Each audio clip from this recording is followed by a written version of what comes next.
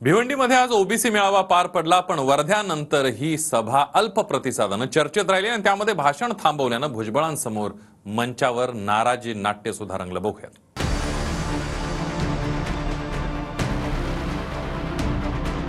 वर्ध्यानंतर भिवंडीत सुद्धा भुजबळांच्या नेतृत्वातल्या ओबीसी मेळाव्याला अल्प प्रतिसाद मिळाला. काल वर्ध्यातल्या सभेत 90% खुर्च्या रिकाम्या राहिल्या, तर भिवंडीतही 50% सभास्थळ रिकामं होतं.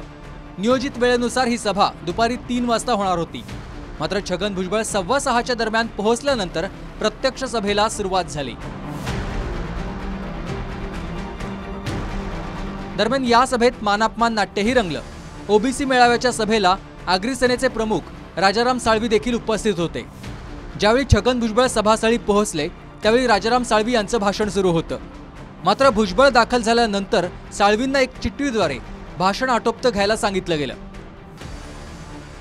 ओबीसींसाठी काम करूनही सभेत बोलू दिलं गेलं नाही, यावरून साळवींनी नाराजीही व्यक्त केली. अखंड हिंदुस्थानामध्ये ओबीसी मंडळ नाही, परंतु महाराष्ट्रामध्ये ओबीसी मंडळ आहे. त्याला कारण आज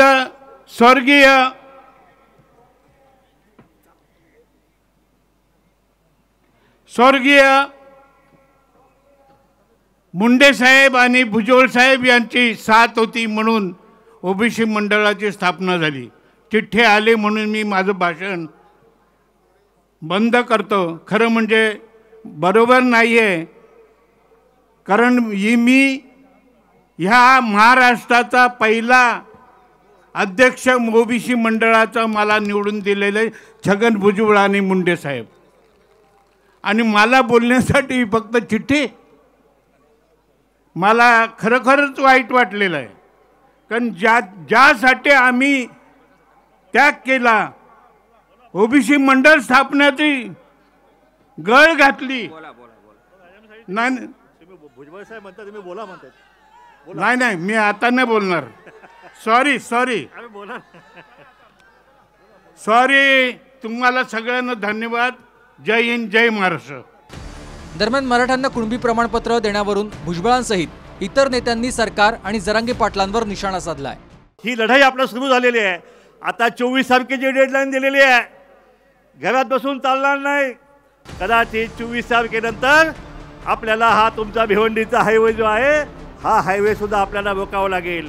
या ठिकाणी आगऱ्यांनी सगळ्या मुंबईला वेढा दिलेला आहे. आगरी कोळ्यांचा वेढा मुंबईला पडलेला आहे. मुंबईचं नाक दाबायची ताकद ही आगरी कोळी समाजामध्ये आहे. हे सरकारनं लक्षात ठेवावं. उद्या मुंबई बंद पाडायची ताकद जी आहे ती आमच्यामध्येच फक्त आहे, दुसरं कोणी करू शकत नाही. Bureau report, TV9 Marathi.